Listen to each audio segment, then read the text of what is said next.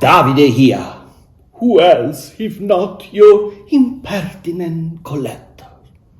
And whilst last week I took you, metaphorically, on a journey that saw us visiting the mystical shores of the islands of ancient Greece. And by the way, thank you guys, you are fantastic. That video has been the most watched video since I started my channel. And if you haven't seen it, I want to have a look, because somebody else thought that it was a bit special. So thanks you again. But not today. Yes, because today we are back in my kitchen. Yes, because today we will fight not the war of Troy, not the Cyclops and all the adventures that Ulysses encountered in his journey back to Ithaca, but a culinary battle for a dish that represents the emblem of a nation. And yet, as it happens, within that emblem, within that flag, within that banner, there is the seed of the discord that separates every Italian on this particular dish as a start, as soon as you move 20 or 30 kilometers away from your own hometown. And if you happen to have parents from the north and one parent from the south, or grandparents from the north and grandparents from the south, I'm telling you, that is a battle that can divide entire families. Yes, because the dish that we are gonna prepare together today, in anticipation of when one of you will join me for lunch and dinner here in Sydney on this very table, is a tale called Pasta al sugo di pomodoro.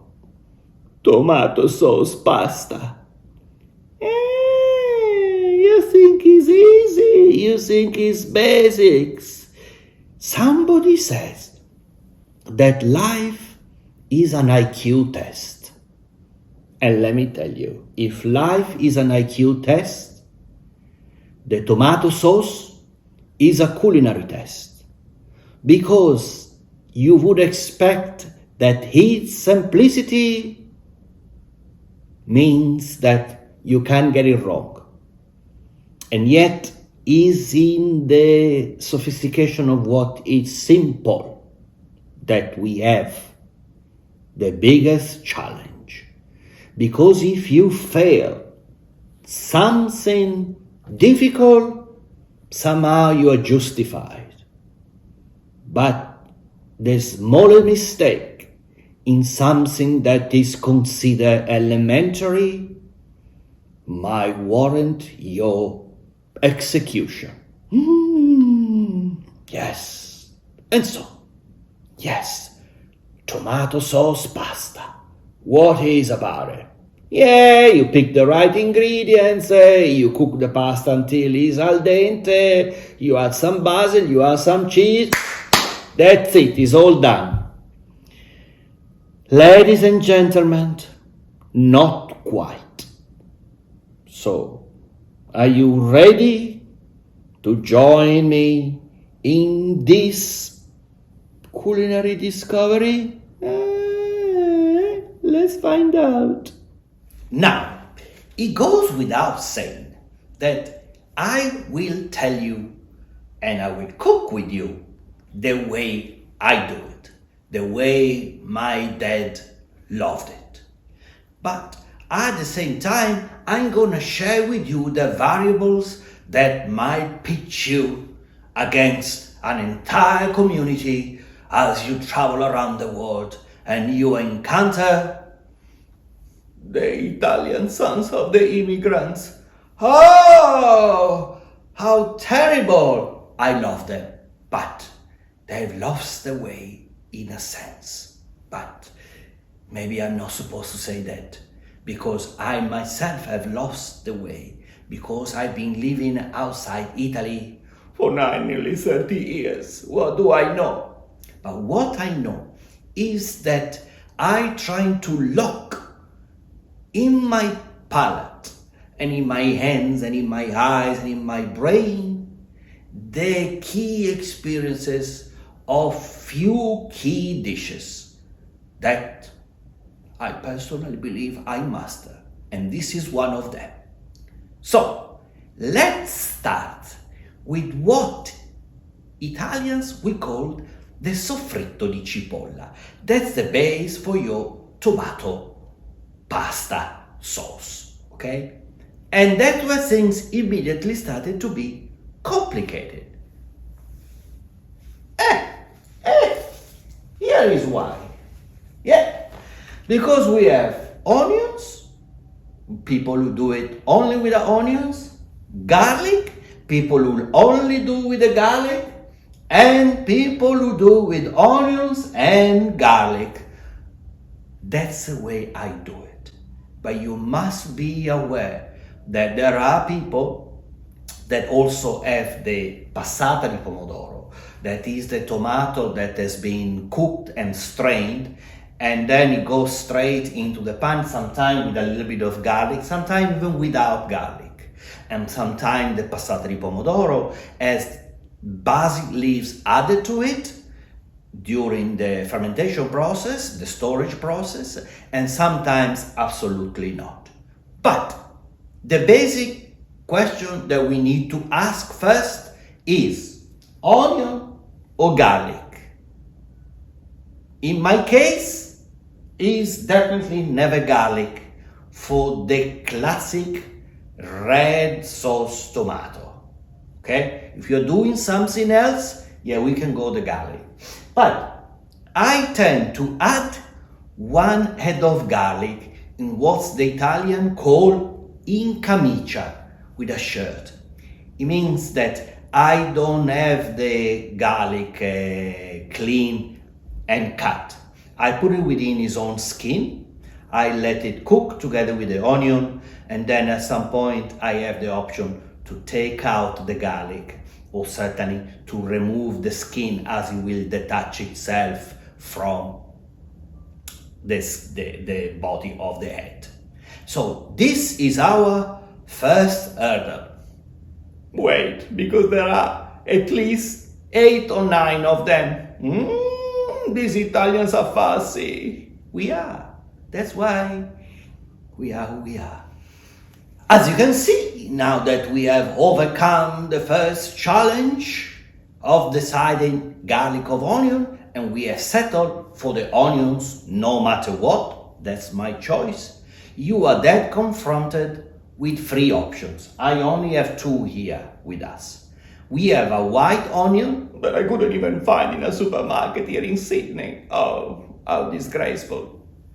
A red onion, this one here, and the brown onion.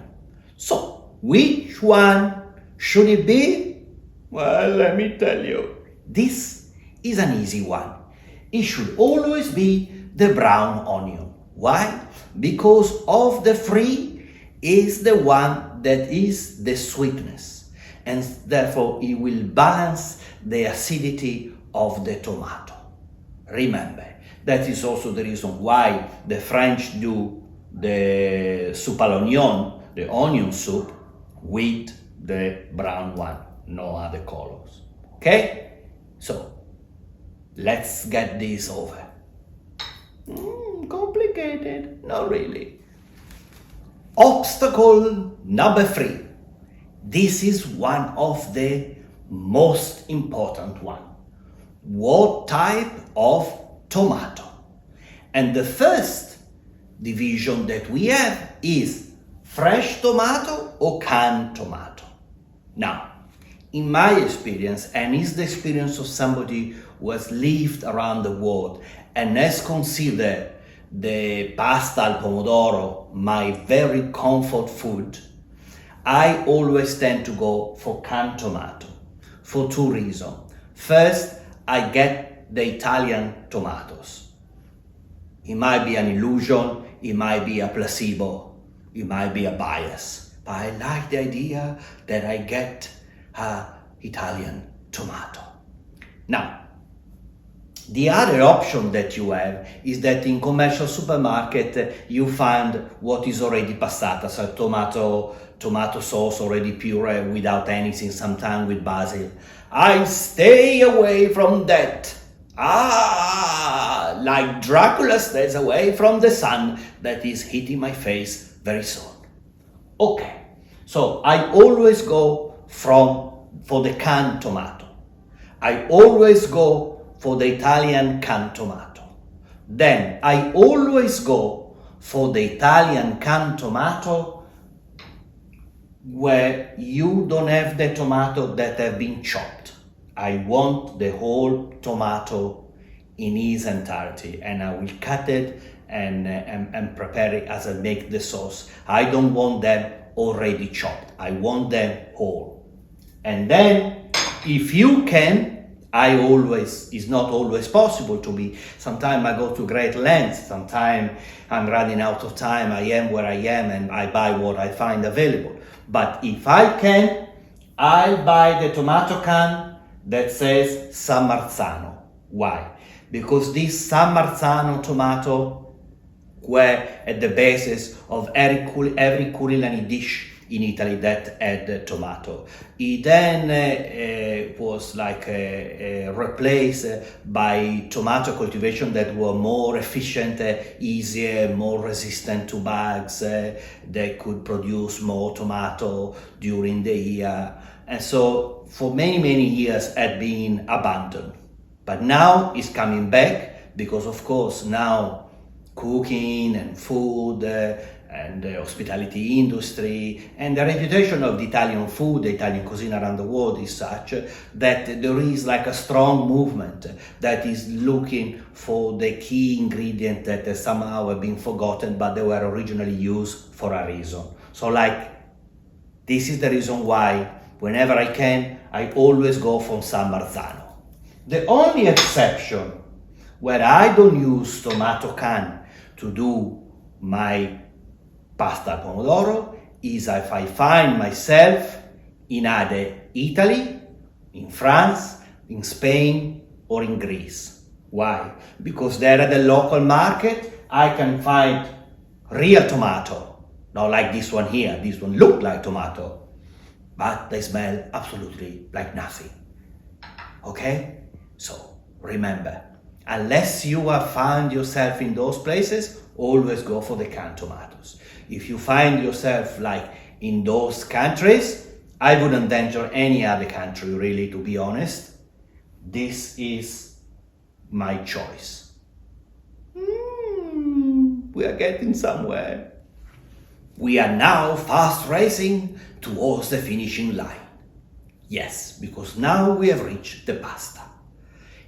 Pasta has to be one of the best pasta you can possibly find. It is now possible to find wherever you are small artisan pasta that is made by a small manufacturer in Italy, and they deserve to be rewarded, even if they're slightly pricier because of the quality what they put. But for this exercise, the first question that we have to answer, and is one of the 8 obstacles, is pasta lunga or pasta corta? Short one like penne or long one like spaghetti? Now, without any doubt, when you're talking about comfort food and when you're talking about Italy, don't think about it. Has to be spaghetti. In this case, I have a spaghettini that is slightly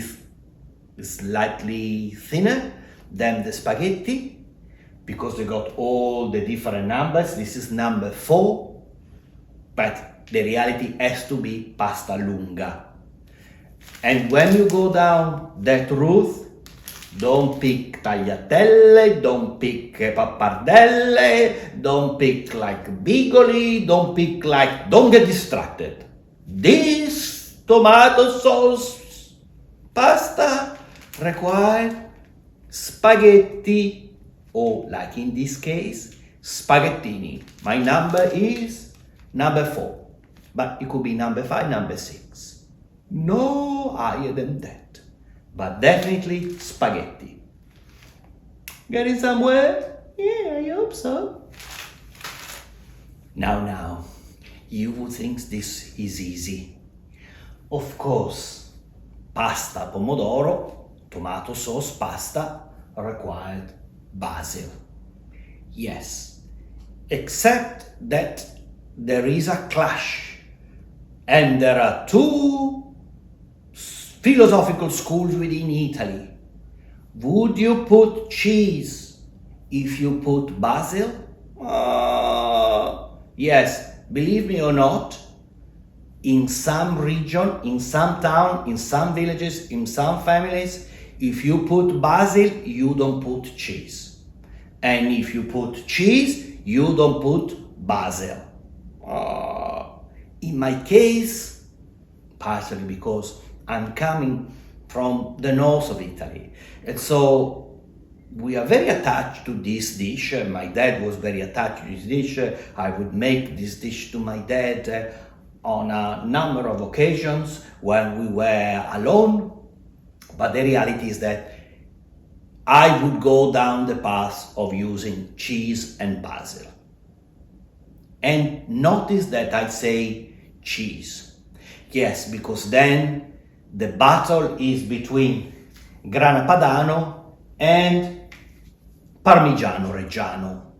Now, in my case, for the pasta pomodoro, I always eat Parmigiano Reggiano. There is nothing else. And let me tell you, God forbids that you buy that already grated cheese that nobody knows what it is, no matter what I put on the label, no matter where you are. One day, not that long ago, I came back to Italy and I was horrified and discovered that my 85 years old mom, well, I wasn't 85 at the time, she had a pack of these Parmigiano Reggiano already grated. I felt like, close the door of the fridge. This is too painful to watch. How much we have fallen. But in my case, remember, I put both basilico and Parmigiano at the very end, and not Grana Padano. But for some, this would disqualify me from any serious life competition. Oh, what do they know about life? What do they know about competition? But I understand the point. Everything goes back to how your mom used to cook, how your grandma used to cook, how's this, how's that. I understand, I get it. But comfort food goes back to what your memories tell you and what your heart has been opened up to. In my case, basilico and Parmigiano Reggiano. Got it? And now that we got all the ingredients, let's get started. And before we start, let's look at all the ingredients all together. A brown onion. Yes. Extra virgin olive oil. San Marzano tomato in a can. Fresh basil.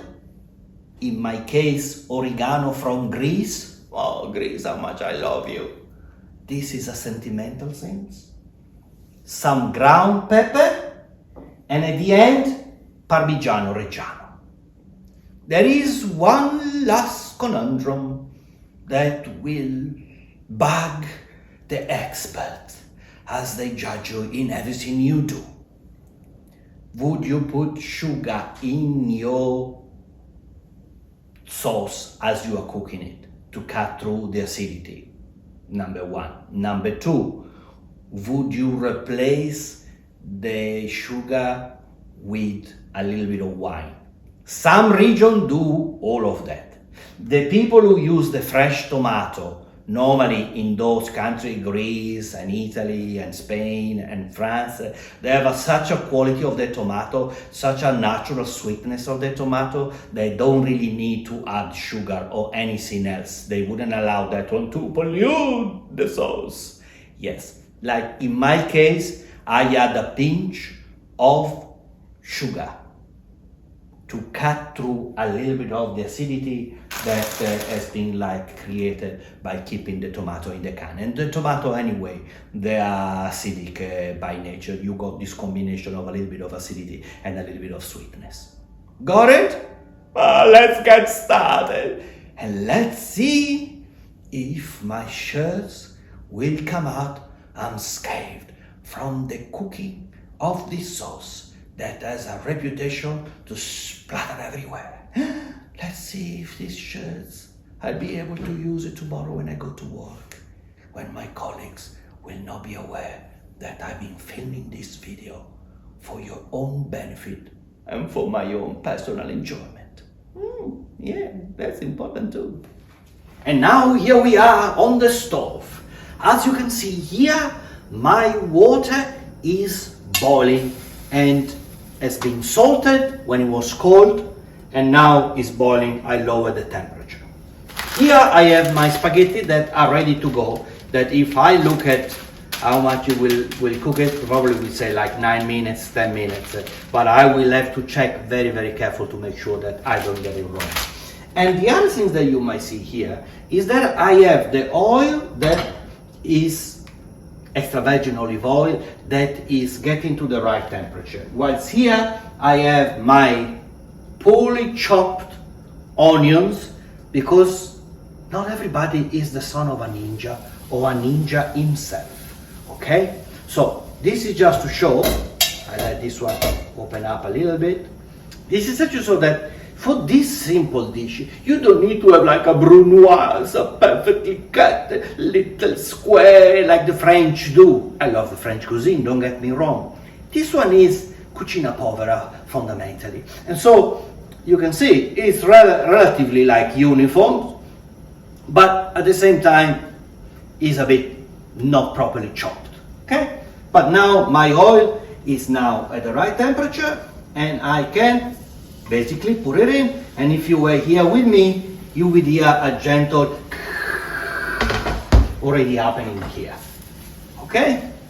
So now, as you can see, this is probably the most important part of this recipe, is to make sure that the onion gets sweated out completely for its natural sweetness to be released.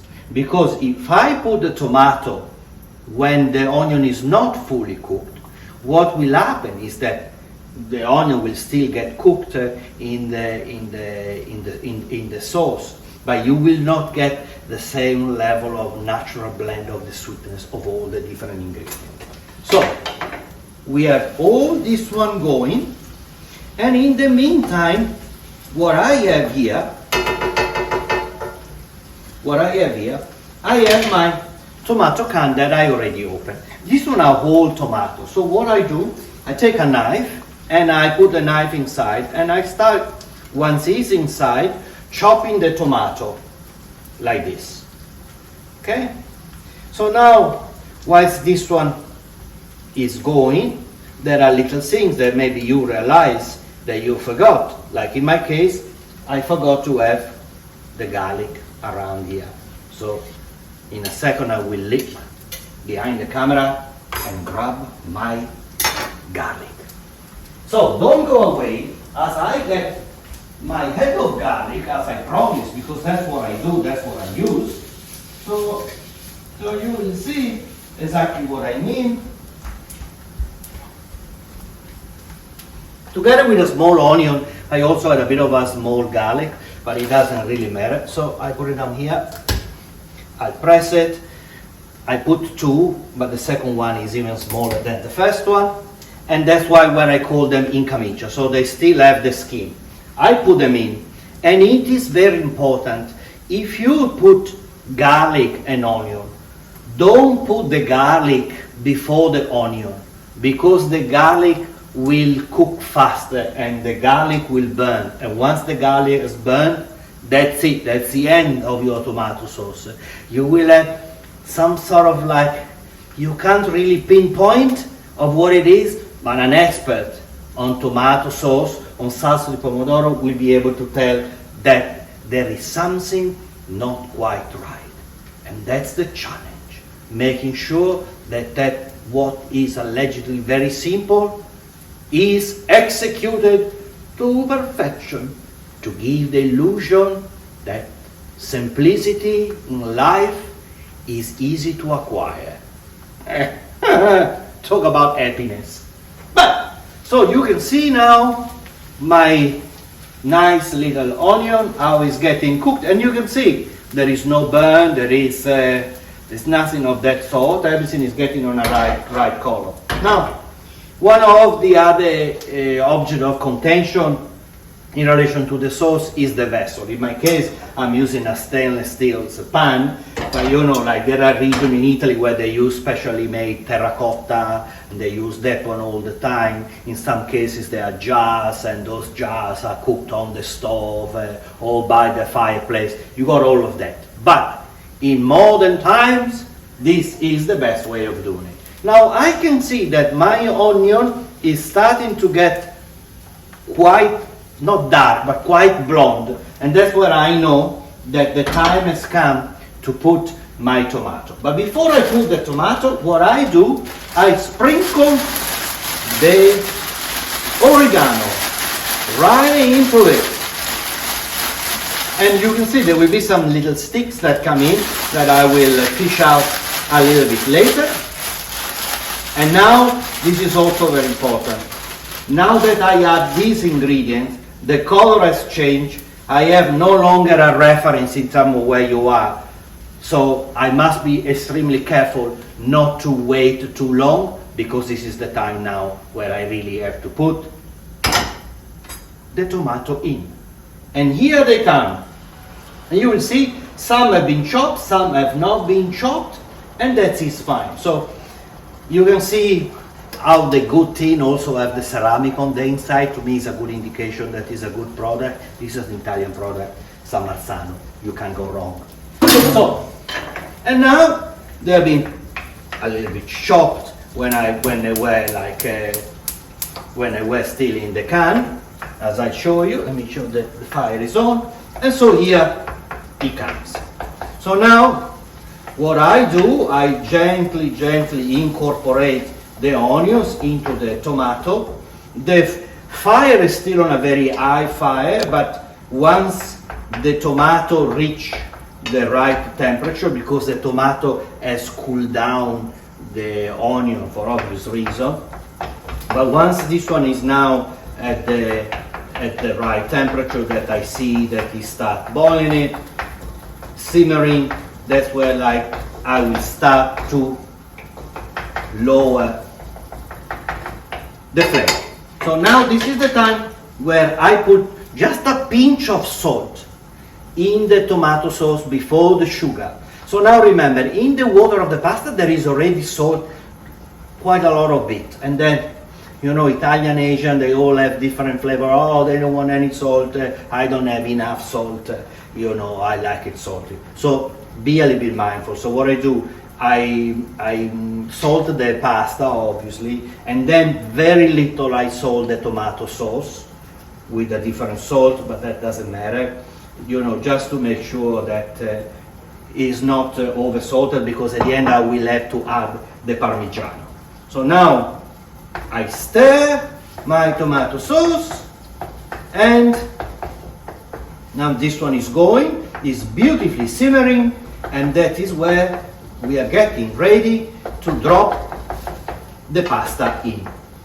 Now, another of the things that I want to show you, I'm not putting the basil right away, and I'm just putting a little bit of pepper, Okay, this pepper is what I will actually put in bigger quantities at the very end. I don't want to overcook the pepper. I still want the natural roasted pepper, you know, without the cooking in there. And here comes the pasta, the spaghetti, tac tac, you can see, and they go inside. I don't need to tell you, because you know this one for sure, that you will never break the spaghetti. Never, ever, ever break the spaghetti. Okay, so you just have to make sure that they are all in, and that's basically where I am. That's where I check on my time, and I start keeping an eye on my spaghetti. And here comes my little pinch of sugar. I just want to show you how much sugar I put. Okay, so it's probably not even a teaspoon of sugar. So here it comes, and you can see how the sauce is coming about. You can see this is like onion, and that's fine, but I can see already some stick of the oregano that I will fish out a little bit later on. I can also get to see my garlic. So you can see the garlic is still in his own skin, in camicia. Camicia means shirt. So, and I let it go. I have to keep in mind that I put 2 of them. I don't see the second one, but it's somewhere fishing happily in my tomato sauce. And this is how everything goes. This one will go from the 8, 9, 10 minutes. And this one, normally I get to start it a little bit early, but that's okay. It's every time is a little bit different, because the only things that doesn't change if you buy a tomato can is the amount of tomato that is in the can. Then the size of the onion, that is what will to a certain degree change, and the amount of oregano that you put in, the amount of basil you put in. So now my tomato sauce is very much at the lower, and I can see some spluttering, and I'm happy to declare that my shirt is still impeccable. Okay, here goes the basil.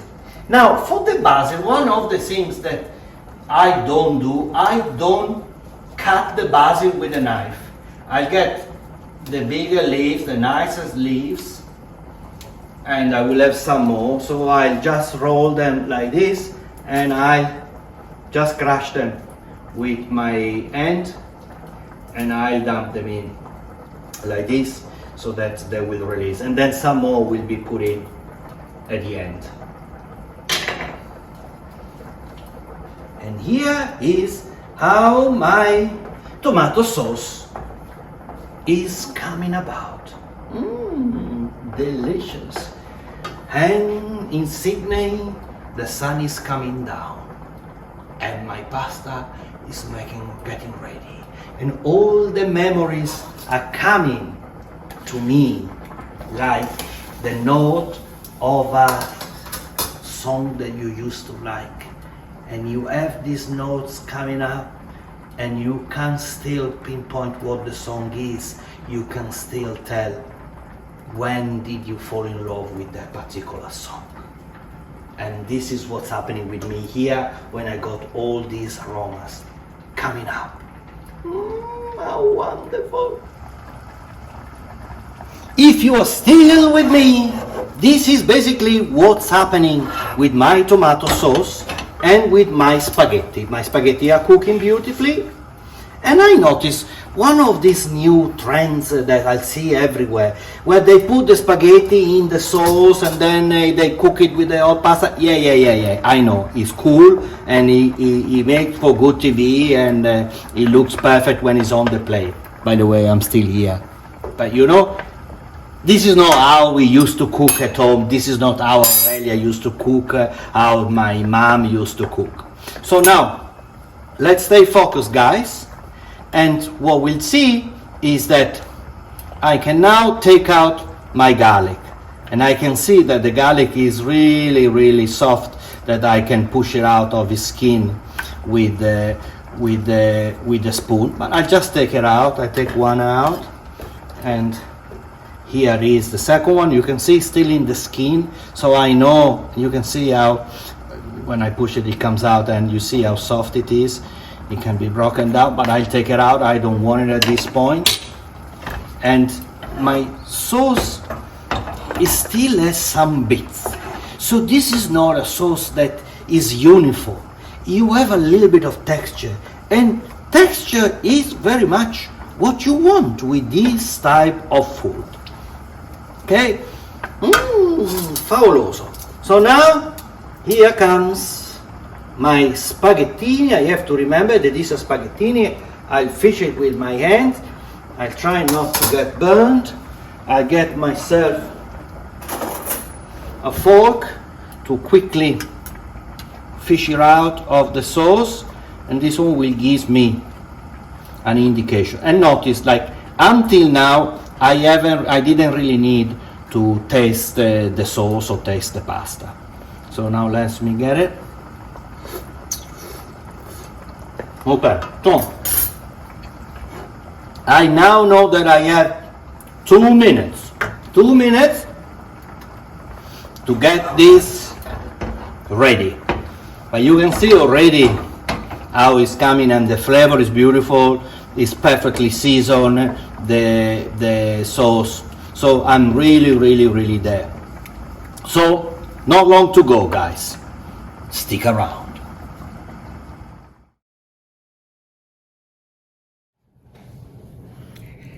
And finally, here we are, ready to go. And you know, here it is, my spaghetti al pomodoro with my own sauce. The very sauce and the very spaghetti that I would cook for my dad. And I would like to point out your attention towards the fact that my shirt is still impeccable. My dad would have commanded for me. Actually, my dad wouldn't command me for the things done right. My dad would fustigate me for the things done wrong. But this is to you, caro papa, for the many times I cook this spaghetti for you that you very much love. Until one day we find ourselves, the two of us, in Capri, in the beach called the beach of the group, where there is this little restaurant. And we had a tomato sauce pasta with the best tomato that you can possibly have, the one that grow on the Vesuvius, so you can imagine the quality that is extraordinary, with the only difference that that spaghetti also had lobster. But this is the basis. And my dad, jokingly said, next time you should cook me this very pasta here. And I replied, Dad, if you give me the budget for the lobster, we might actually better off eating in a restaurant. And I keep that memory of that lunch we had, the two of us, having tomato sauce, spaghetti with lobsters, and a most wonderful falangina, this white wine that grows on the slopy hills of side Naples. Absolutely wonderful. In this case, there is no lobster in the pasta and there is no falangina in the glass, but the memories are very much alive.